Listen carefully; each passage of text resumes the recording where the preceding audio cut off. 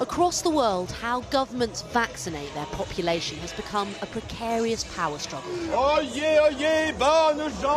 In Paris this afternoon, the resistance was in full swing as thousands took to the streets, marching against the introduction of vaccine passes to enter public spaces.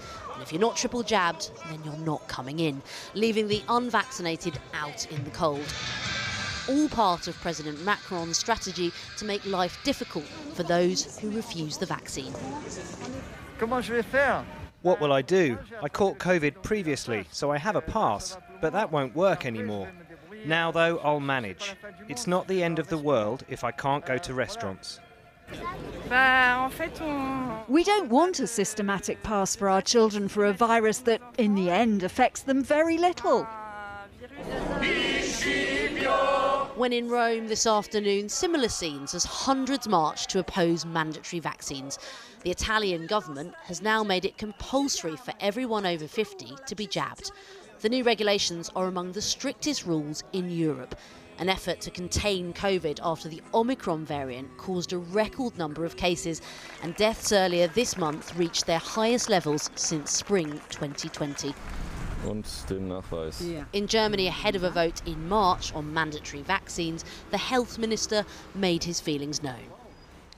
I am in favour of compulsory vaccination from the age of 18 because I believe that otherwise we will be faced again in the autumn with a situation that we do not want. I don't think that the Omicron variant will be the last variant.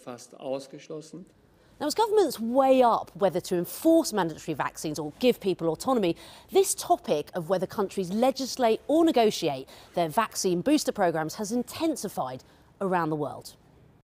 The UK is among the world leaders when it comes to booster shots per head, with over 2/3 of adults now triple jabbed. Rollouts in major European countries, while quick by global standards, are currently lagging just behind. While in the US, under a quarter of the population have had a booster, but worldwide the picture's much worse. 90% of people are yet to receive a third jab. As many countries tighten their rules on vaccinations after one of the strictest lockdowns in Europe, the Netherlands are easing restrictions. Just how politicians manoeuvre the masses in a pandemic will continue to be scrutinised, with governments not only wanting to be on the right side of history, but those who elect them.